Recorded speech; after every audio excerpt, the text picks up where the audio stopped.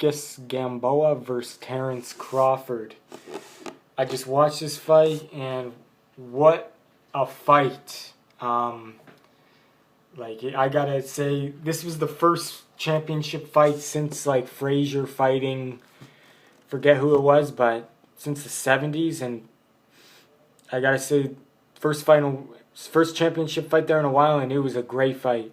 Terence Crawford knocks out Gamboa, and it was the first 4 rounds of the fight. Gamboa was looking sharp. He was dominating. He was looking really good, and I was really impressed by how Gamboa was looking. And then it seemed after round 4 it changed. Terence Crawford adjusted. Gamboa wasn't using his golden medal defense, and he wasn't moving around laterally or using his legs well, and he looked gassed. And I think that's the number one thing. He looked gassed, and the pace suited Terence Crawford more. Terence Crawford was more patient and adjusted, switched to southpaw. When he first switched to southpaw, though, he was eating right hands by Gamboa. But then, it changed. And the size took its toll on Gamboa. Gamboa was way smaller. He was 5'5". His reach is so short, and you can see he has to lunge in to hit the guy. And even when he lunges in, he still can't reach because his arms are so short.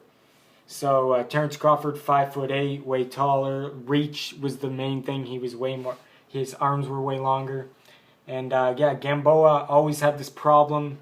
When he lunges in, he gets caught and he gets dropped because he's such a short guy, and his arms aren't that long. So not necessarily that he's hurt when he gets dropped, but it's just he lunges in and he just eats shots. He was just eating shots after the 4th round. Gamboa was eating shots like breakfast. But you gotta respect the guy's heart. Gamboa just keeps on getting up. Even when he's getting hit with shots like that, he just keeps on coming forward. And he even later, in one of the later rounds before it got stopped, he hurt Terence Crawford in exchange again after he got dropped. So definitely great fight. I didn't make a prediction. I didn't make a prediction video, but it was pretty much could have went either way in my mind. The only thing that concerned me was Gamboa didn't look good in his last 2 fights, and he's been so inactive, and he gets dropped a lot. So that was my concern going into the fight, and it showed. That's what happened. He got dropped. I thought he would get dropped a couple times, and he did, and he got knocked out. I didn't see that coming, but he got knocked out, and it was just a great fight. Gamboa dominating the first 4 rounds, and then Crawford just adjusted and took over and started landing big shots and dropped Gamboa 4 times, I think, or something like that. And Gamboa just was taking too much punishment, and the ref stopped it. Gamboa could have kept on getting up until the 12th round maybe, but you got to protect Gamboa. He was just eating shots, and you got to protect the health of him. So the ref had to stop it. It was a good stoppage. Obviously, Gamboa could have continued, but he was just taking too many shots. And, so Terence Crawford retains his lightweight championship WBO title. He successfully defends it in his hometown. And who do I want to see him fight next? Mikey Garcia, maybe. That's a good fight. And there's other good fights out there too, but that's one fight I thought of. Mikey Garcia fights around that weight class, so yeah, I want to see that.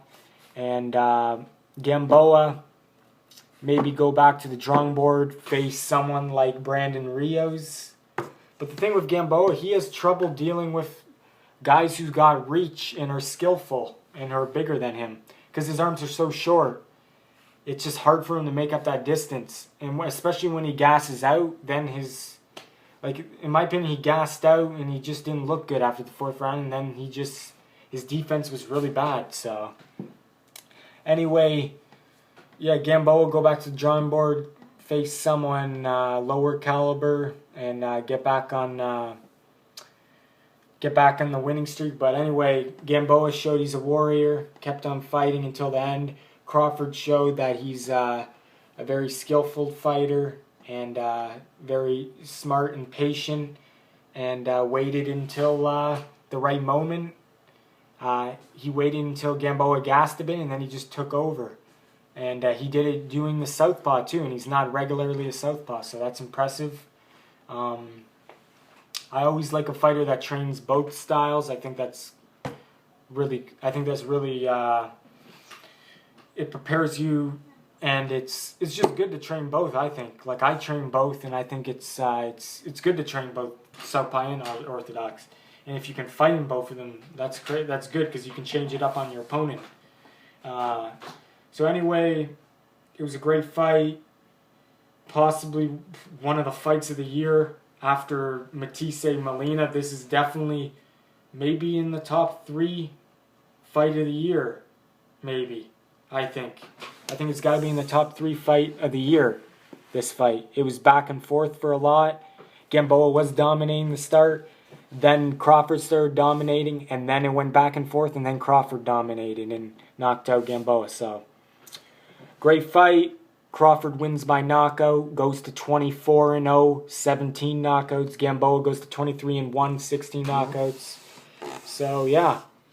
Let me know what you guys thought about the fight in the comment section below. Who do you want to see the fighters fight next? I think Mikey Garcia versus Crawford's a good fight.